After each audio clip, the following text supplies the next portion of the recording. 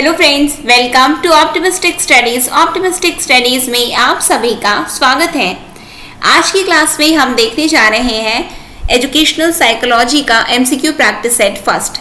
हमने जो है आपका जो फर्स्ट टॉपिक जो आपके सिलेबस में दिया हुआ है शैक्षणिक मनोविज्ञान की विधियाँ, तो उसको हमने कंप्लीट कर लिया है। उसके आज हम कुछ एमसीक्यू ऑब्जेक्टिव क्वेश्चन आइए प्रैक्टिस कर लेते हैं। तो चलिए फिर हम क्लास को स्टार्ट करेंगे। क्लास स्टार्ट करने से पहले यदि आप चैनल में पहली बार आए हैं तो चैनल को सब्सक्राइब कर लीजिए, साथ में बेल नोटिफिकेशन को ऑन रखिए जिससे हम जो भी वीडियो डालें तो आप तक पहुंचती रहे। साथ में सेशन आपको यदि अच्छा लगे तो ज़रूर लाइक कीजिएगा, ज़्यादा से ज़्यादा लोगों तक शेयर ज़रूर कीजिएगा। तो चलिए फिर हम अपनी क्लास को स्टार्ट करें।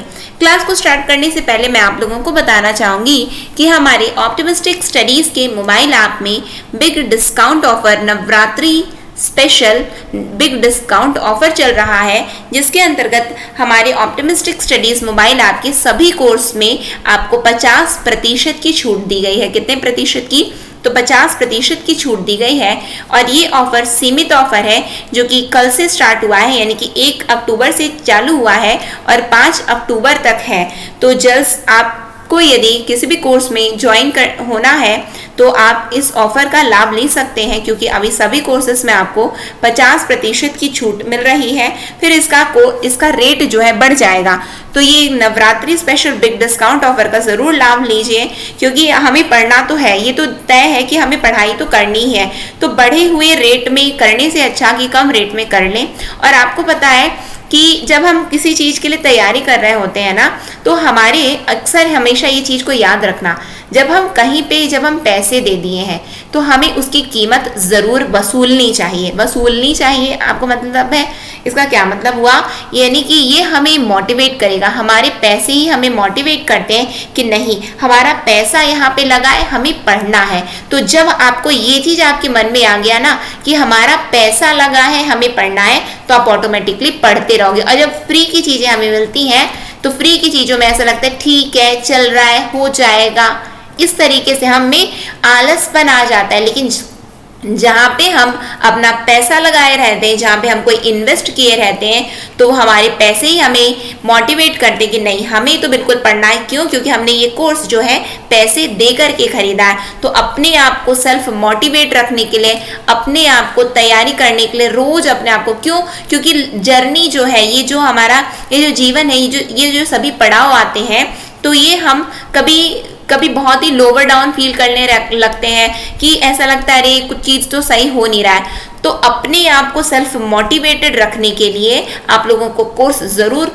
परचेज करना चाहिए। और वो परचेज ऐसा है कि आपको बहुत ही कम दामों में मिल रहा है। आप मार्केट प्राइस देख रहे हैं कि बहुत ही ज़्यादा लिया जा रहा है, आपसे बिल्कुल ये सब कुछ भी नहीं लिया जा रहा है। बहुत ही ऑप्टिमम प्राइस है जो कि 50% की छूट में आपको दिया जा रहा है, जिससे आप पढ़ सके। हर कोई, चाहे वो जहाँ से भी बिलोंग करता है, कोई भी व्यक्ति कहीं से भी बिलोंग करता है, तो वो जिससे पढ़ सके और अपनी तैयारी कर सके। तो इसलिए ये कोर्स आप लोगों के लिए लाया गया है, तो ज़रूर इसका लाभ लीजिए। और ये लेकिन ध्यान में रखना कि सीमित समय के लिए है। 1 तारीख तो आज निकल गया, आज 2 तारीख है और केवल 5 तारीख तक है, सीमित ऑफर है। तो ज़रूर कोर्स में आप अपना एनरोलमेंट करवा लीजिए। अधिक जानकारी के लिए इस नंबर पर आप हमें संपर्क कर सकते हैं। संपर्क करने के बाद में किस तरीके से आपको कोर्स परचेज करना है, कैसे आपको ये 50% लाभ उठा सकते हो, और इस लाभ आप केवल और केवल जब आप जय माँ करके कूपन कोड को अप्लाई करोगे तभी आपको ये लाभ मिल सकेगा। तो इस कूपन कोड को अप्लाई करना बिल्कुल मत भूलना। नवरात्रि स्पेशल ऑफर है, तो इसलिए जय माँ कूपन कोड को अप्लाई करना और अपना 50% की छूट के साथ में अपने कोर्स को बुक कर लेना। ठीक है, तो फिर हम आ जाते हैं अपनी क्लास पर, जहाँ पे हम देखने जा रहे हैं कुछ हमारे ऑब्जेक्टिव क्वेश्चन, जो कि हमने जो टॉपिक कवर किया उसी के हम एमसीक्यू देखने जा रहे हैं। हमारा पहला क्वेश्चन है जो साइको शब्द है। तो साइको शब्द का अर्थ क्या है? What is the meaning of the word psycho? Mind, consciousness, behaviour, soul. दिमाग, चेतना, व्यवहार, आत्मा। बताइए साइको का अर्थ क्या होता है? तो साइको का अर्थ होता है आत्मा। क्या होता है? आत्मा होता है। ठीक, आप भी अपना उत्तर साथ में देते हुए चलिए। नेक्स्ट क्वेश्चन में हम आते हैं। The term psychology originated from which language?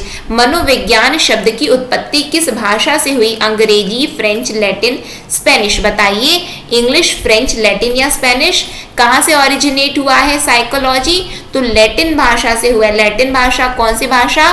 तो साइको और लोगस। साइको और लोगस। साइको का मतलब क्या होता है? तो साइको का मतलब होता है सोल, और लोगस का क्या मतलब होता है? टू स्टडी, यानी कि अध्ययन करना। अध्ययन, इसका मतलब होता है आत्मा, और इसका मतलब होता है अध्ययन। तो आत्मा का अध्ययन ही क्या कहलाता था? अध्ययन क्या कहलाता था? तो आत्मा का अध्ययन ही क्या कहलाता था? तो साइकोलॉजी, मनोविज्ञान कहलाता था। ठीक, आगे देखते हैं। नेक्स्ट क्वेश्चन हमारा क्या है? नेक्स्ट क्वेश्चन है, मनोविज्ञान वर्तमान समय में है क्या है? मस्तिष्क का विज्ञान है, व्यवहार का विज्ञान है, चेतना का विज्ञान है, या आत्मा का विज्ञान है? Psychology is at the present time science of brain, science of behaviour, science of consciousness और साइंस ऑफ सोल। बहुत ध्यान से उत्तर दीजिए। पढ़ाए हमने, मेरी आशा यही है कि आपसे सभी क्वेश्चन बनने चाहिए। तो बताइए, साइकोलॉजी आज के समय में क्या है? मनोविज्ञान आज के समय में क्या है? तो आज के समय में मनोविज्ञान है व्यवहार का विज्ञान। क्या है? साइंस ऑफ बिहेवियर है। ठीक, नेक्स्ट क्वेश्चन में हम आ जाते हैं। नेक्स्ट क्वेश्चन क्या है हमारा? ये सभी चीजें मैंने आपसे डिस्कस की है, इसीलिए मैं ज्यादा यहाँ पे एक्सप्लेन नहीं कर रही हूँ आप लोगों को। ठीक, यदि एक्सप्लेनेशन चाहिए तो आप वीडियो लेक्चर्स देखिए, वहाँ पे सभी चीजें आपको समझ में आ जाएंगी। प्लेलिस्ट बनी हुई है चैनल में एजुकेशनल साइकोलॉजी नाम से, वहां जाकर के आप देख सकते हैं और आपको सभी चीजें समझ में आ जाएंगी। क्या पूछा गया आपसे? Psychology was initially part of which of the following? Philosophy, logic, physics, sociology.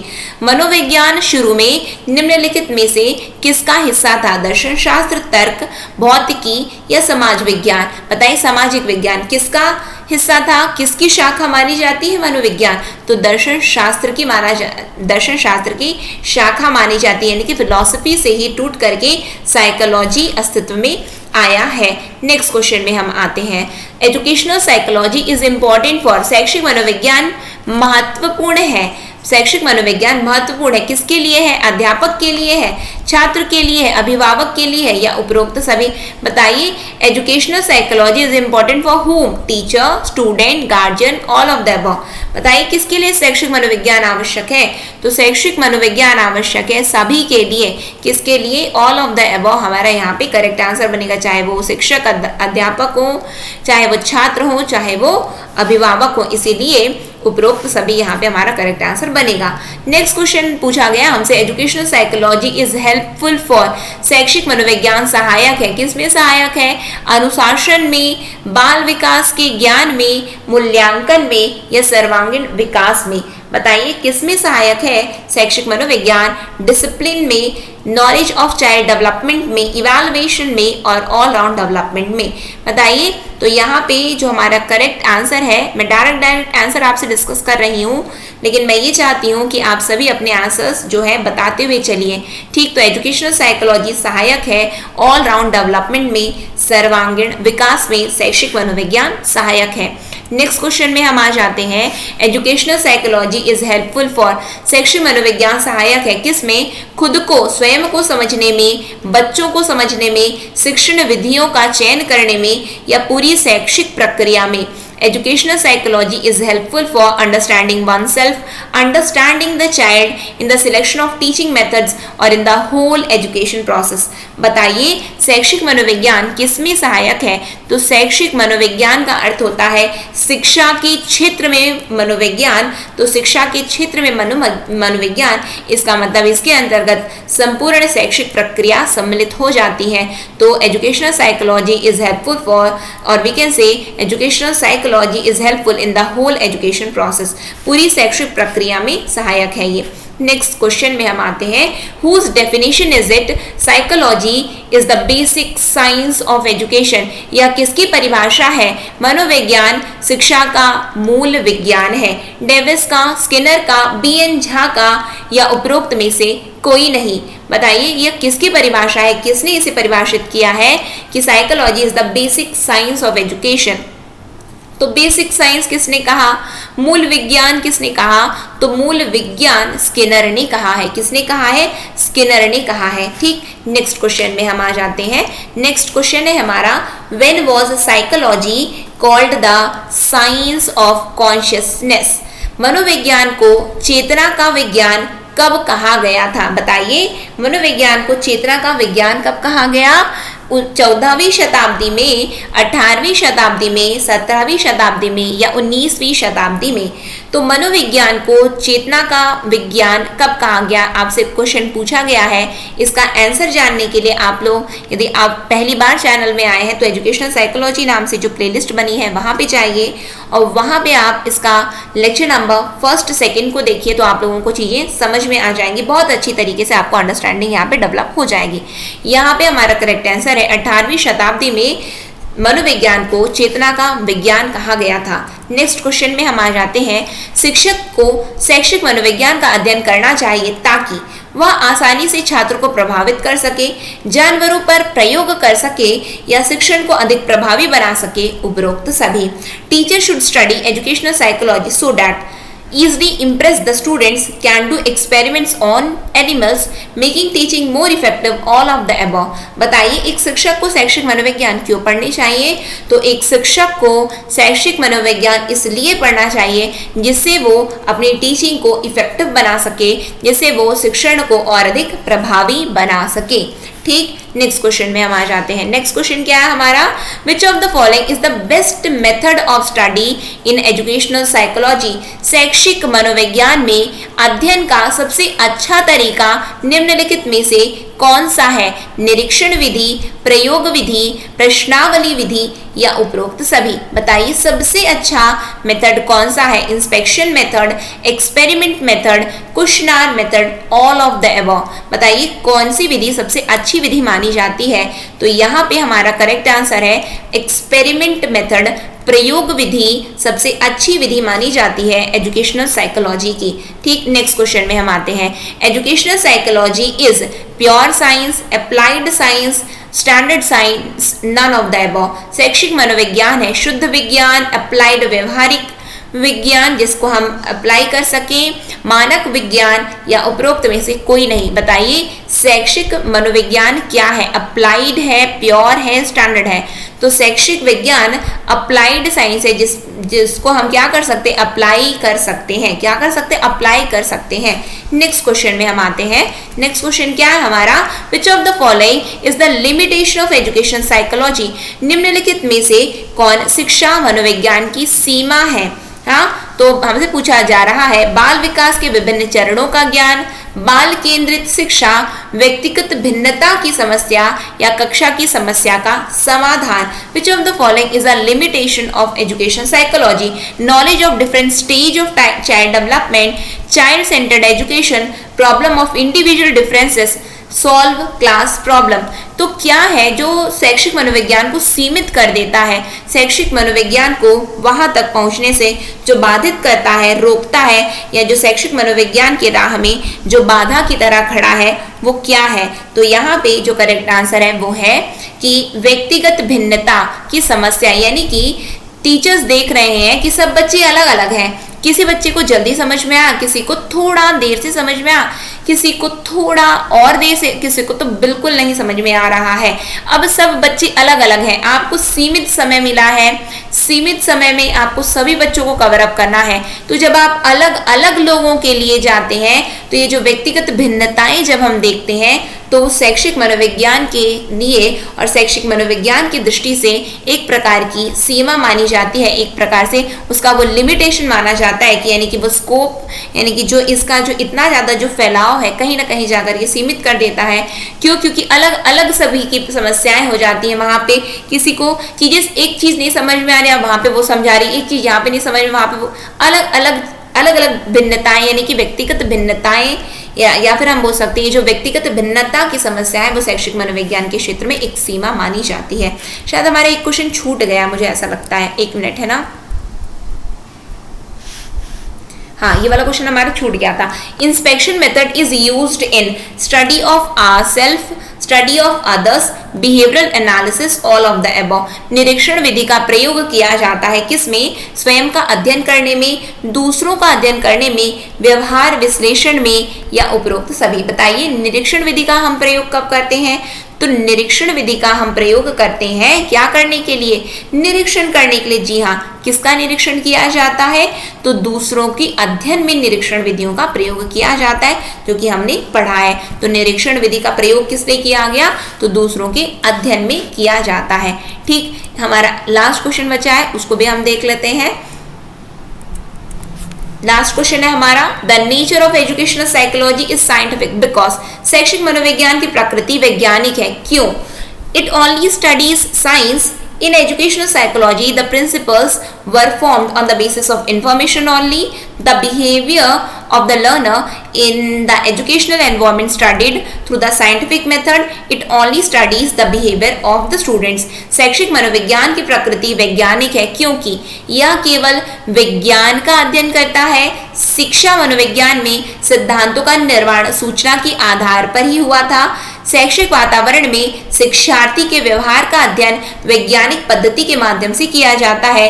यह केवल छात्रों के व्यवहार का अध्ययन करता है।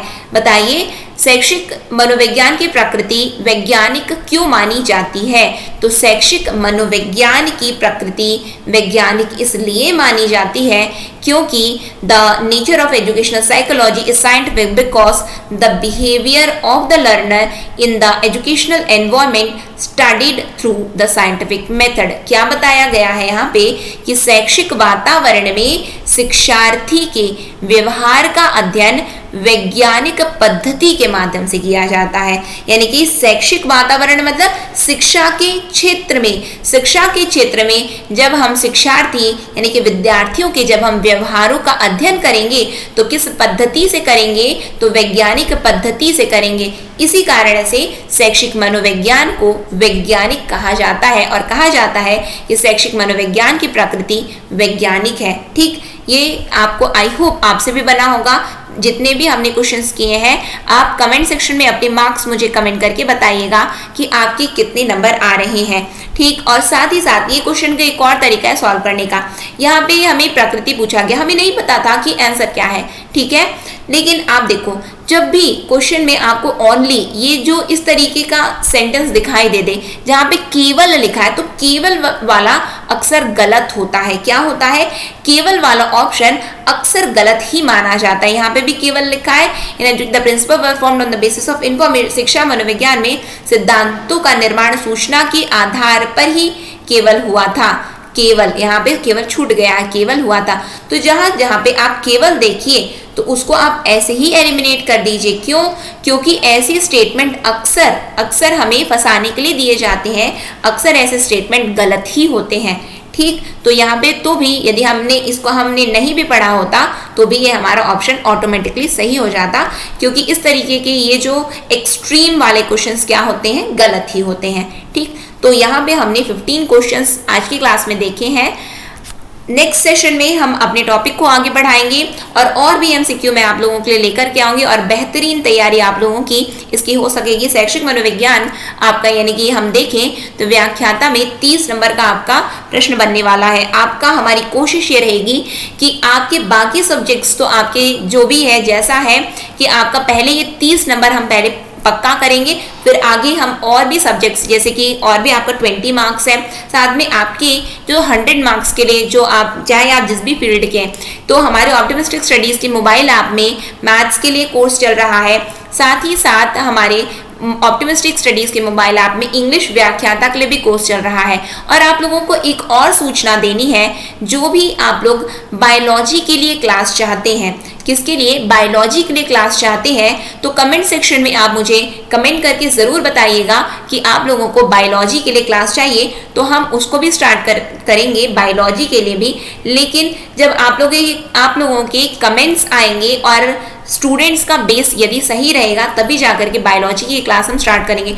और प्राइस एकदम ऑप्टिमम रखा जाएगा कि आप लोग उसको अफोर्ड कर सके। बिल्कुल अधिक प्राइस नहीं रखा जाएगा कि हम परचेज ना कर सके, एकदम अफोर्डेबल प्राइस रखा जाएगा। और आपको पता है ये प्राइस क्यों रखा जाता है? प्राइस वो एक तरीके से देखा जाए तो वो आप लोगों के लिए ही है, क्योंकि कुछ चीज जब हम फ्री में पाते हैं हम उसका सम्मान नहीं करते। जब हम पैसे दे करके उस चीज को लेते हैं ना, हम तब उसका सम्मान करते हैं। जिससे आप अपनी शिक्षा का सम्मान कर सकें, इसीलिए वो बहुत ही अफोर्डेबल प्राइस है कि आप सभी अफोर्ड कर सकते हैं। ठीक है, इसी के साथ में मैं आज की क्लास को एंड करूंगी। कमेंट सेक्शन में कमेंट करके जरूर बताइएगा कि आप लोगों को बायोलॉजी की क्लास चाहिए या नहीं चाहिए, तो फिर हम स्टार्ट करेंगे आपकी डिमांड के अनुसार। इसी के साथ में क्लास को हम एंड करेंगे। नेक्स्ट सेशन में फिर हम मिलेंगे। नेक्स्ट सेशन तक के लिए optimistic learning. Thank you for the session. जय हिंद, जय भारत।